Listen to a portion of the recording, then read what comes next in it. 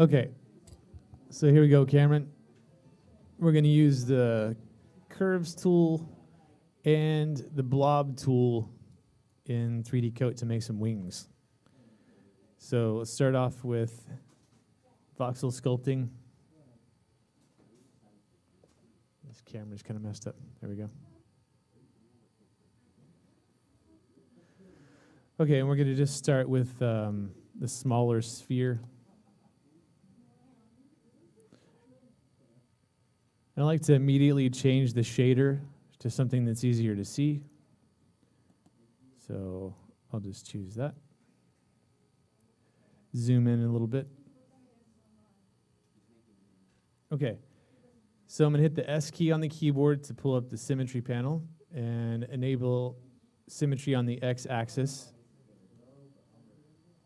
Okay, so we'll just pretend that this is like a body of a dragon or something. Actually, we're not even going to be, he's using this for a weapon, so it's not even going to attach to the body of anything. It's just going to be on the sword. All right, so let's just go ahead and get the curves tool,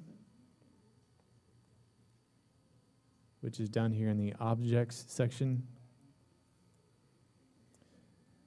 Okay, so with the curves tool, we're going to kind of look at this from the top, where the symmetry plane is almost a straight line.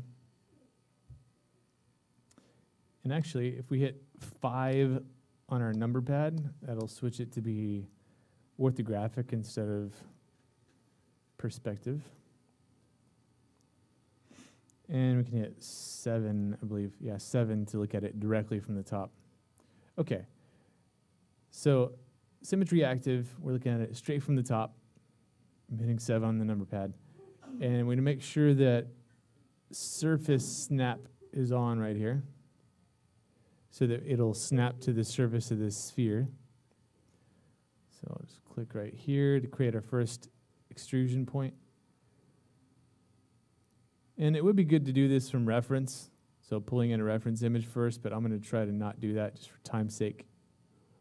All right, so I'm just clicking along here, creating extrusions. Right-clicking and dragging to scale it down some on these points. So again, the curves tool, putting your cursor over one of the curve points, and then right-click and drag will change the size. Middle click and drag will let you move it around.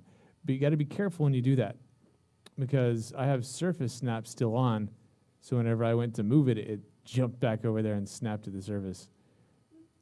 So let me go ahead and turn that off. We don't need surface snap anymore. All right.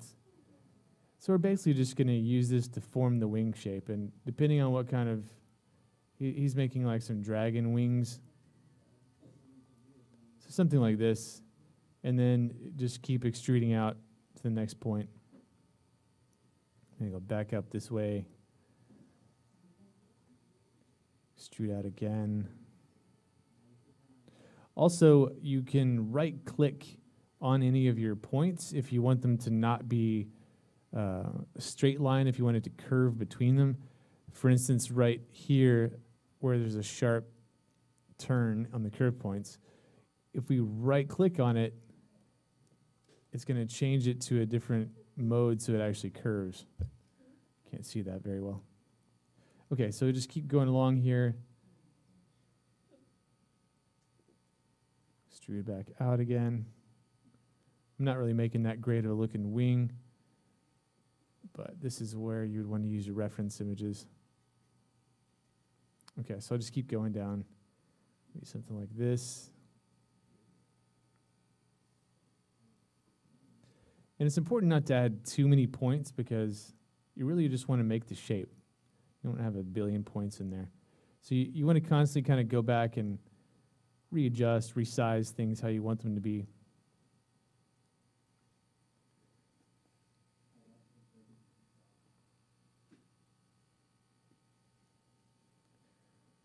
Maybe one more this way. About like that. And then we want it to go back to where this one is. Now, that one went underneath. You can see this is not exactly flat. But that's okay because we don't want the wings to be exactly flat anyway. But we might want to just kind of move these around some. Move that point up. So something like this.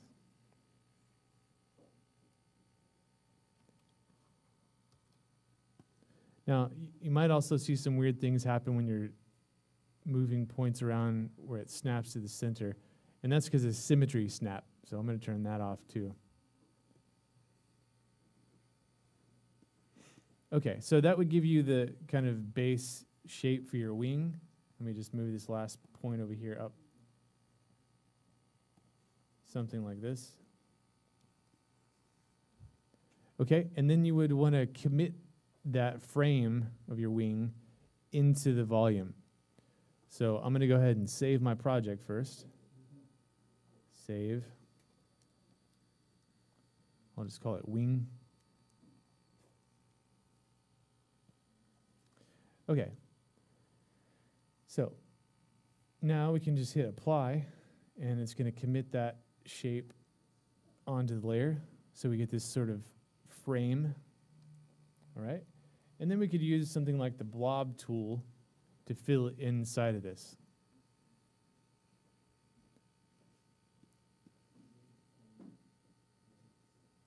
I probably should have made these wings a little more flat because this is not going to turn out that well. But all you have to do is be careful that when you're creating the curves to not make them go really far down like I did. Okay, so with blob in the free lasso tool mode, it's called stroke lasso, that one right there. If we look at this from the top, so I'll hit the 7 key again on the number pad just to make that top view. Then I can use the blob tool on a new layer. Let's do it on a new layer. Okay, and I'm going to just name my layers real quick. So volume 9 is the blob tool, or like the skin in between.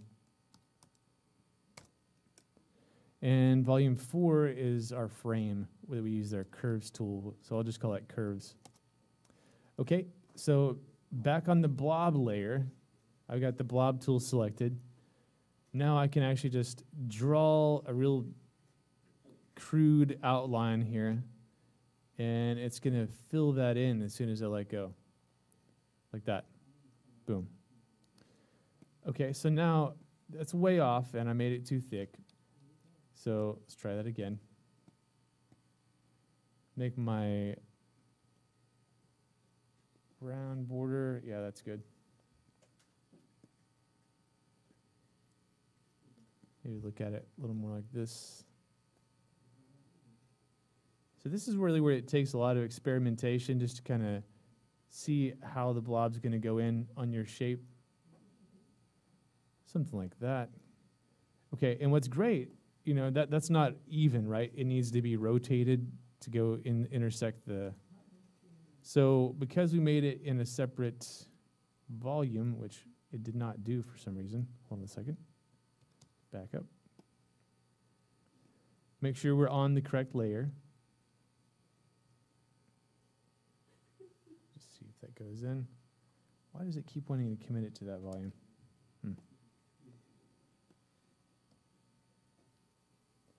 Well, I'm definitely not going to perfect this in the tutorial. I just wanted to show you the techniques. So blob does allow you to just draw something out real quick. And as long as you have it in a separate volume, then you can use the transform tool to move it and scale it around. You can use the move tool to then kind of shove this blob area into the wing area a little better, something like this. Just kind of shoving it around so that it fits closer to your frame, right? Or you can use the other tools. You can use the grow brush to fill it in, smooth brush to smooth it out, and so on and so forth. All right, so I just really wanted to show you those two tools, the curves tool and the blob tool, to create some wings, or at least get a shape started for the wings, and then you can go in and sculpt on top of it. All right, let me know if you have any questions.